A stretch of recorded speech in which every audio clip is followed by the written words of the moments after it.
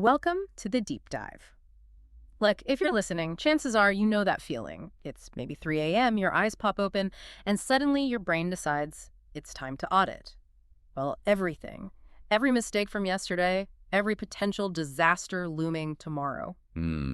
That awful feeling when the mind just refuses to switch off. Exactly. You're just trapped, restless. And that's what we're diving into today.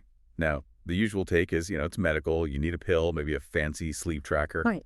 A tech solution. But the sources we're looking at today, they propose something pretty radical. They argue that bad sleep often isn't really a physical failure at its root. It's philosophical. A philosophical failure. I love that framing. Because let's face it, if you're lying awake stressing about money or what someone thinks of you or that argument you had ages ago, those aren't body problems. There are problems of judgment, of focus, symptoms of, let's say, disorderly mind. So we're not looking for just a quick fix here. We're looking for genuine mental therapy almost. That's it, exactly. We're digging into the Stoic solution for sleeplessness. Stoicism, especially the way the Roman thinkers like Seneca, Epictetus, and Marcus Aurelius laid it out, it wasn't just theory for them. No, it's practical. It was presented as actual medicine for the mind, a whole way of looking at the world designed to build a foundation for, well, lasting calm and happiness. The aim was always to fix those mental errors, those disruptive passions that just flare up when we react without thinking. Okay, so our mission for this deep dive is pretty clear then. We want to pull out the actual techniques the Stoics used, especially their nightly routines, to deliberately create that mental quiet needed for sleep. Yes.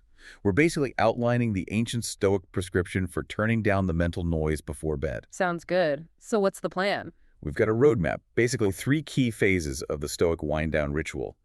And these phases, they're all designed to get you to that state Epictetus talks about in the Enchiridion. It's achieving a state where you're conscious that you are obeying God. Or, if you prefer secular terms, it's about making sure your interactions, your choices throughout the day, lined up with your highest rational principles. So if you've lived the day right, according to your own principles, your mind essentially gives itself permission to rest. Exactly. It's earned it. Okay, phase 1. Where does this nightly mental cleanup begin? Because it sounds simple in theory, but man, it's tough in practice. Well, the Stoics say the root cause of that mental restlessness, that anxiety keeping you awake, is almost always the same thing. It kicks in when we judge things outside our control, external things as being inherently good or bad.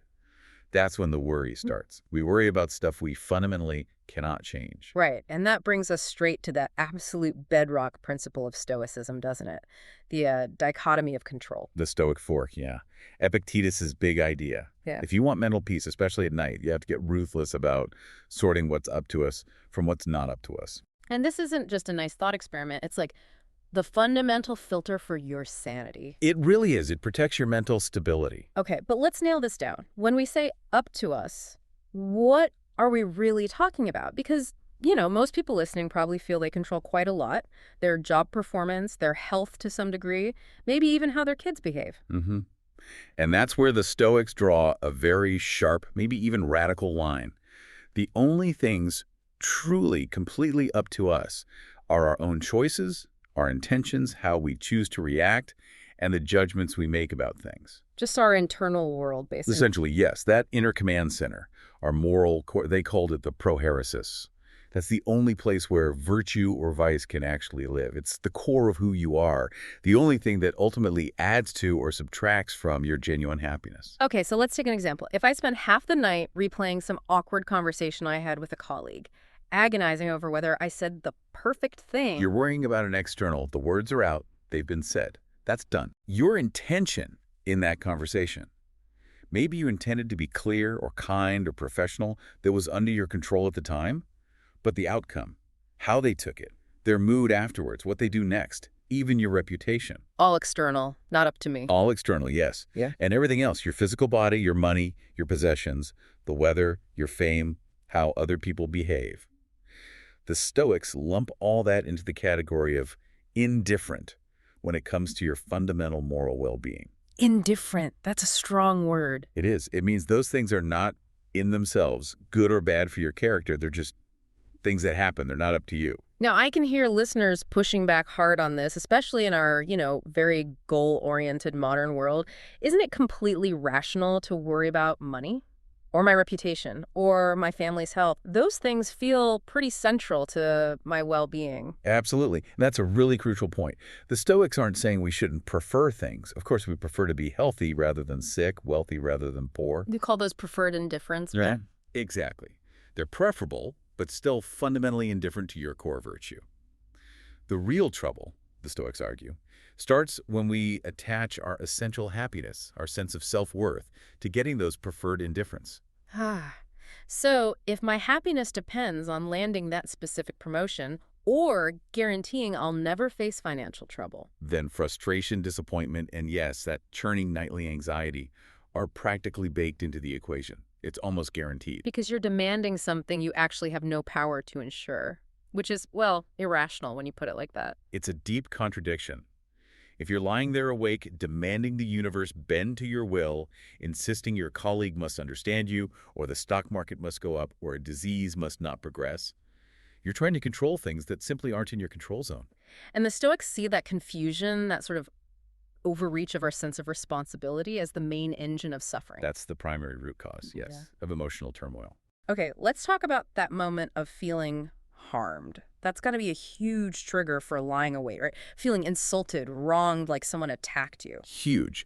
And this is where applying the dichotomy offers really radical relief. Marcus Aurelius gives us this incredible tool.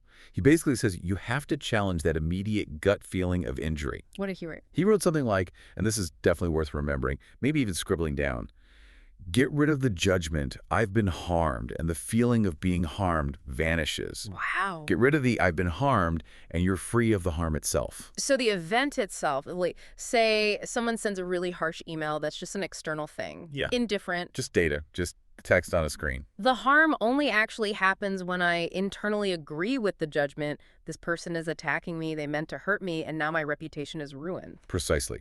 You consent to the idea of harm. Epictetus really hammers this home too. He says something like, no one will harm you without your consent.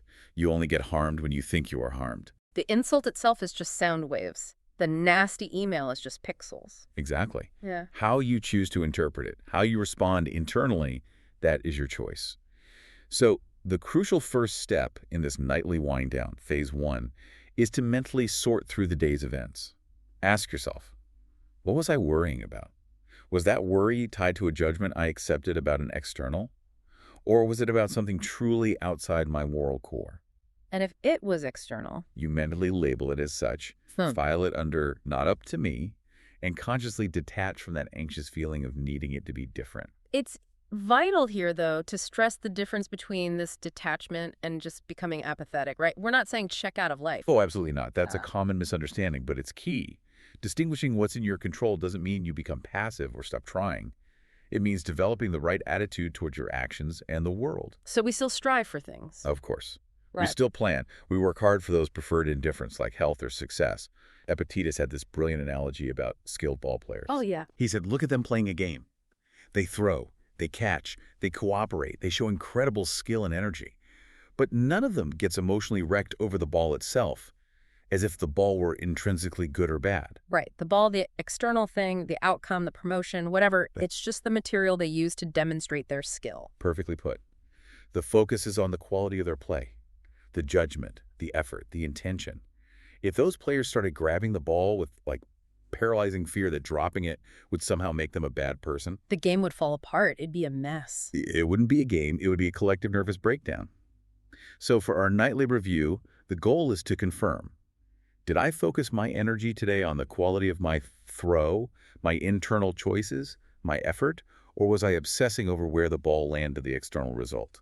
And if you can honestly say you focused on your part, the part you control. Then the mind can relax. It knows it did its duty for the day. That assurance allows it to quiet down.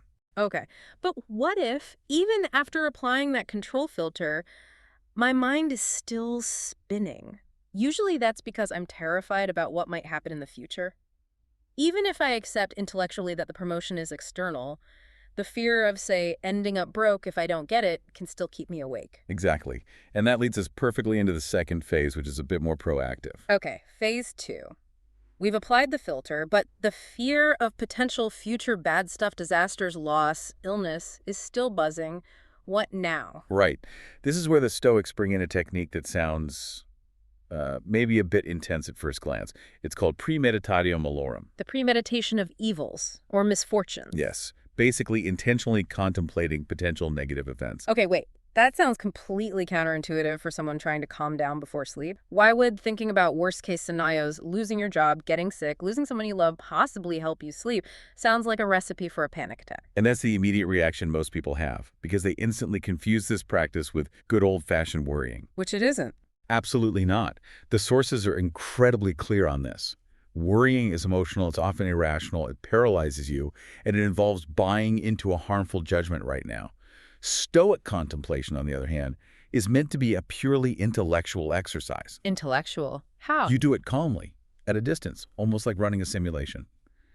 The goal isn't to feel the dread now. It's to mentally inoculate yourself, to reduce the shock and emotional fallout if the bad thing actually happens down the line.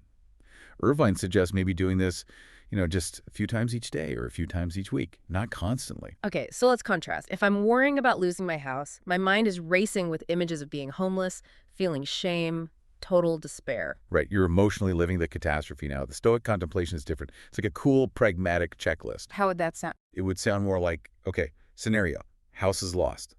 That is an external event, outside my moral control. What are the controllable steps I would take next? Step 1.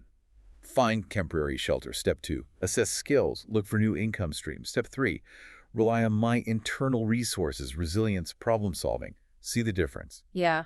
The contemplation focuses on the response, which is internal and controllable, while the worry focuses on the loss, which is external and uncontrollable. That's the critical distinction. You're training your response muscle. Yeah. The whole point is just to train yourself to cope when things outside of your complete control don't go how you want them to. It's like mental preparedness training. Exactly. Think about Seneca.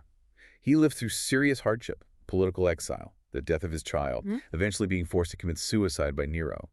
He wasn't magically shielded from bad things, No. but he had philosophically prepared for them. His writings suggest he survived exile and even came back powerful, partly because he'd mentally rehearsed living without the external trappings of wealth and status. That makes that analogy about the meteorologist clearer. Which one's that? The one comparing the Stoic contemplator to a meteorologist studying tornadoes. She analyzes the data, the potential path, prepares safety protocols, but she doesn't live in constant gut-wrenching fear of being swept away herself. Right, she's operating intellectually on the information, not emotionally reacting to the idea of the storm constantly. It's about building resilience beforehand. Precisely. And this preparedness actually leads to an even more, challenging Stoic idea, especially from Seneca, which is that sometimes great misfortune should actually be welcomed. Welcomed. Okay, that is a tough pill to swallow. How can anyone welcome adversity? Well, Seneca's argument is tied entirely to the Stoic definition of a good life, which is about living virtuously.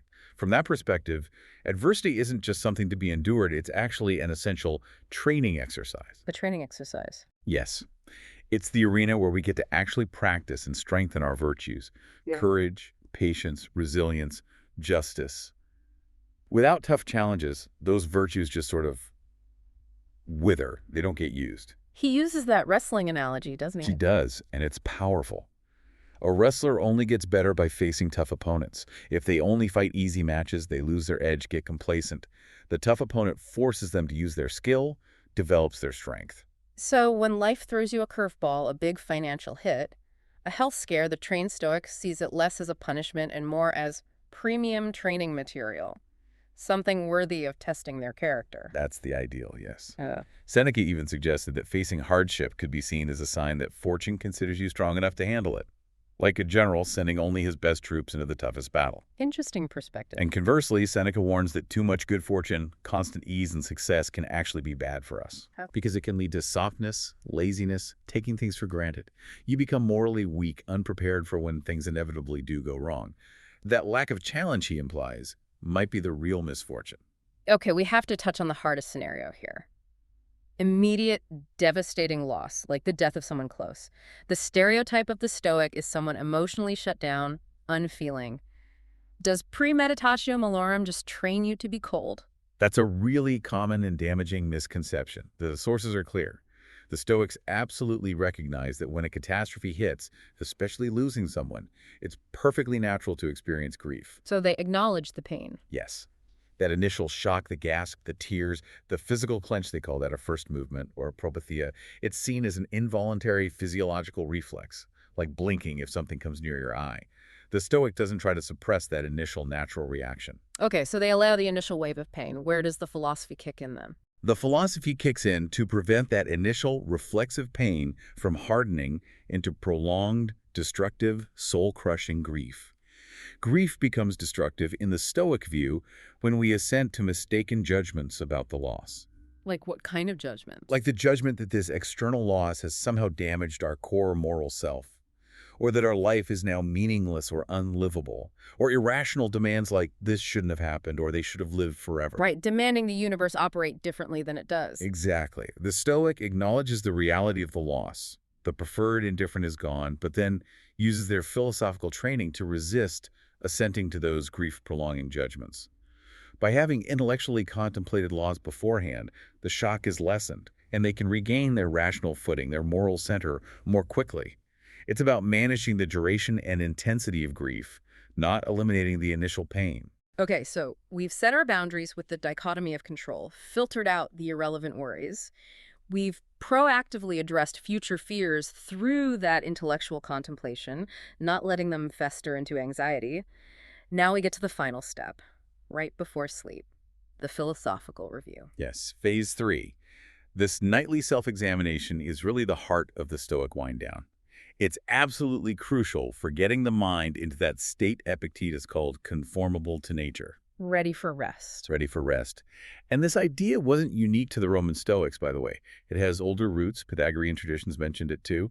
But for the Stoics, this nightly audit was vital because, as Seneca constantly warned, modern life, even ancient Roman modern life, Yeah. is just full of distractions. Right, the preoccupation he talked about, keeping us busy but not really living. Exactly that.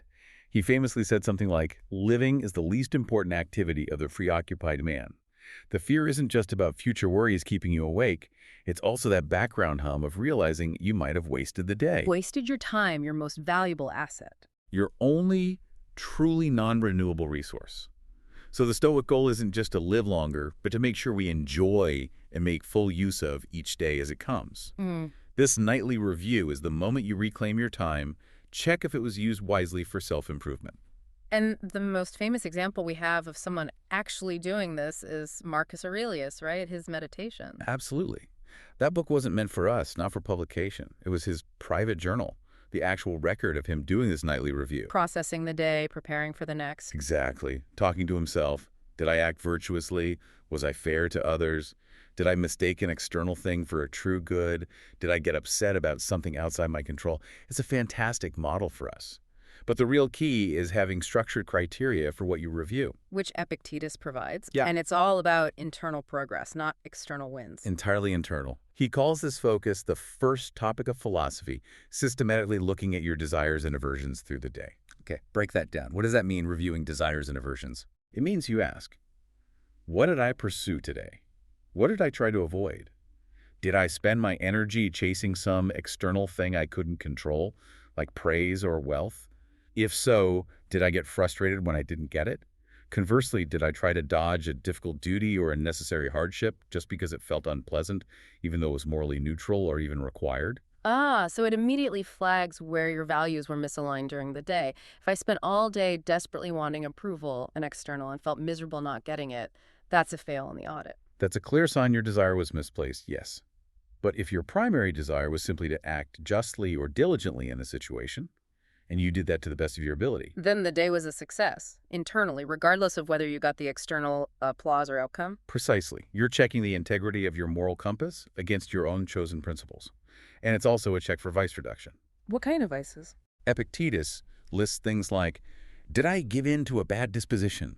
Did I engage in reviling or backbiting? Was I quick-tempered? Did I use obscene words? Was I hasty or impulsive?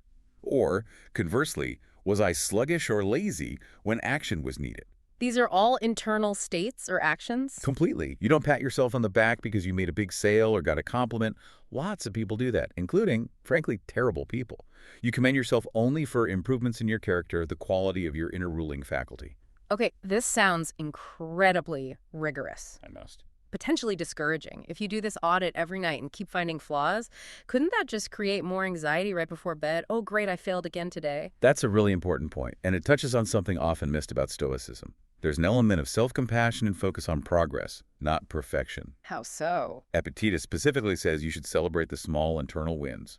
He advises that if you look back on the day and realize, hey, that situation that used to really trigger my anger, I wasn't moved by it today, or at least not in the same intense way. You should acknowledge that. Celebrate it. Yes, he says, finding that kind of internal shift, that reduction in a negative reaction, is a greater reason for celebration than becoming a consul or governing a province. Wow. More important than top political office. Far more important, in his view. Why? Because the consulship is external, depends on luck, politics, others' opinions. But managing your temper, reducing your reactivity, that's inner freedom. That's something you achieve through your own work on yourself. So the review isn't just about finding fault. It's about tracking and reinforcing genuine progress, however small. That makes sense. It builds a feeling of agency, not despair. Exactly. It reinforces efficacy and control where it actually matters inside yourself. And the ultimate point of this whole nightly process, this rigorous review, it's about locking down the mind's command center before sleep. It is the final mental checkpoint. You need to secure the hegemonicon, that's their term for the ruling faculty, the integrated intellect, and will. The goal is to get it into a state conformable to nature, meaning rational, virtuous, and undisturbed by externals. How do you know you've reached that state? You can serve as an honest witness to yourself. Did I live according to my principles today? Did I focus on my duties, on virtue, on justice, and resist getting caught up in chasing externals or fearing things outside my control? If you can honestly answer yes, or at least that you made genuine progress in that direction, Then the mind has done its work. It's rendered its accounts. it's closed the books for the day, it's disciplined, quiet, and ready for cessation. That inner satisfaction, that knowledge you fulfilled your rational duty, is what guarantees deep rest. Okay, so let's recap the whole strategy. It's a three-parter for the evening. First, that strict application of the dichotomy of control. Filter out worries about anything you don't truly control. Step 1, filter. Okay. Step 2, proactively drain the fear of future misfortunes using premeditatio malorum, but intellectually, like a simulation, not emotional worry. Right. Drain the tank. And third, conduct that really honest, principle-based nightly review, focusing on your internal actions, your progress in virtue, not external results. Filter, drain, review. And if you practice this consistently, the sources suggest the immediate payoff is an end to that internal war. The mind stops feeling like a stranger in its country, as one translation puts it. You stop being anxiously dependent on things you can't control. Exactly. The anxiety lifts because the mind knows it did its job for the day. It fulfilled its primary function, which is to judge rationally and act virtuously. So the quality of your sleep actually becomes a kind of real-time indicator of your philosophical health. Like an external barometer for your internal state, yeah. If your mind is racing all night, it's a pretty strong signal that maybe you didn't apply the control filter effectively during the day, or perhaps your evening review wasn't quite honest or thorough enough. But if your thoughts are calm, if you drift off easily, It suggests you lived the day well, according to your principles, and you've truly earned that rest. we tend to think of sleep as this passive thing we just fall into. But the Stoics see rest differently. It's an act of reward. It's something earned through disciplined thought and action during the day, capped off by that honest reflection. They knew the only way to really silence the internal chatter is to reconcile the mind with itself. So let's leave you, the listener, with a final thought to mull over. It's based on this ancient metaphor about finishing a good meal. Used to think about finishing a day well lived. Lucretius, Montaigne, they touched on this idea. Yeah, the core idea, paraphrasing Montaigne, quoting someone else, is life in itself is neither good nor evil. It is the scene of good or evil as you make it. So if you've tackled today with rational intention, put your energy into what's yours to control, and done that nightly audit with integrity. Then what's left to fear or regret from that day? You've done your part. The books are closed. You've discharged your duties for that 24-hour cycle. So why not approach sleep not just as passing out, but as departing the day, as a sated guest from a feast? cur non ut plenus vitae conviva resides. That feeling of being full, sated, content, it doesn't come from piling up external wins. It comes from a day lived rationally, virtuously, from securing that inner freedom. That's what earns you the right to deep, undisturbed rest. If you earn the feast of a well-lived day, you've earned the sleep that follows. Tomorrow. Yeah, it'll bring its own challenges, new material to work with. But tonight, your mind can be quiet because it knows that for today, it did its job. It acted virtuously, and fundamentally nothing else matters. That's the real Stoic sleep hack. A clean conscience is the best pillow. You could say that. A well-audited mind sleeps soundly.